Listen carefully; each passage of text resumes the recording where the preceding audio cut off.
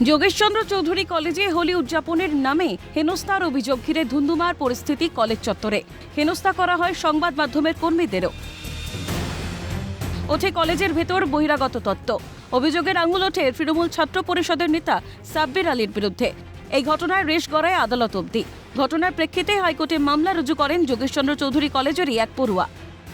আমাদের সঙ্গে যা কালকে ঘটনা ঘটেছে সেই 12ই মার্চের আমাদের সঙ্গে যেভাবে অত্যাচার করা হয়েছে সেই রিগার্ডিংই সেই সমস্যার ভিত্তিতেই আমরা আজকে মামলা রুজু করেছিলাম এবং মামলা শোনা হয় এবং রায়ও দেওয়া হয়েছে। রায়তে আপনি কতটা খুশি? আমি আদালত এবং ইন্ডিয়ান জুডিশিয়ারির ওপর সম্পূর্ণ ভরসা রাখছি।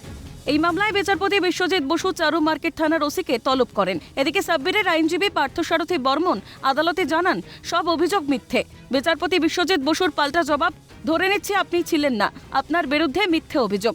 আপনি যদি লিডার হন ইউনিয়নের তাহলে আপনার উপর দায়িত্ব পড়ে। ক্লাসরুমে যা হয়েছে সেই ছাত্র যদি আপনার ইউনিয়নের হয় আপনি তো ঘটনা অস্বীকার করতে পারেন না। একজন ছাত্র যদি নিরাপত্তার অভাব বোধ করেন আপনি দায়িত্ব এড়াতে পারেন না।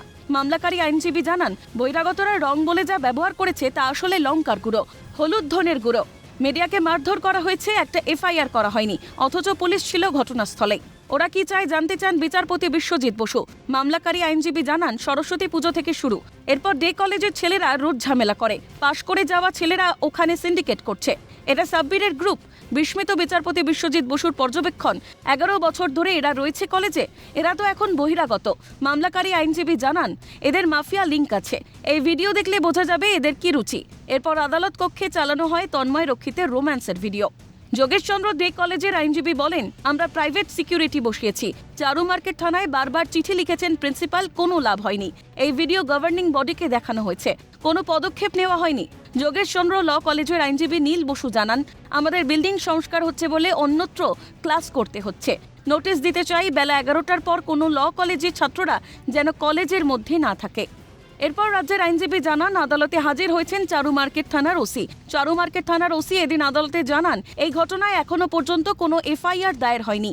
যে কলেজের অধ্যক্ষের আইনজীবী নীল বসু জানান, গতকাল যে ঘটনা ঘটেছিল ওসি আসেন, দেখেন, কিন্তু কলেজের অধ্যক্ষের তরফে কোনো অভিযোগ দায়ের করা হয়নি।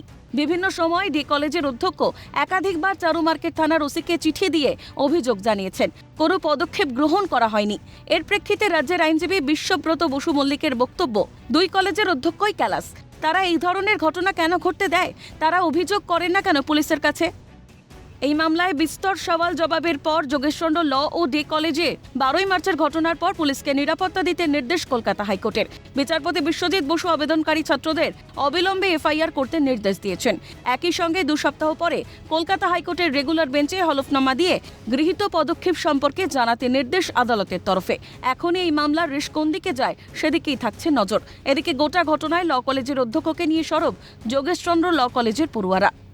এই কলেজের প্রিন্সিপালের ব্যাপারে উই আর নট কনসার্নড।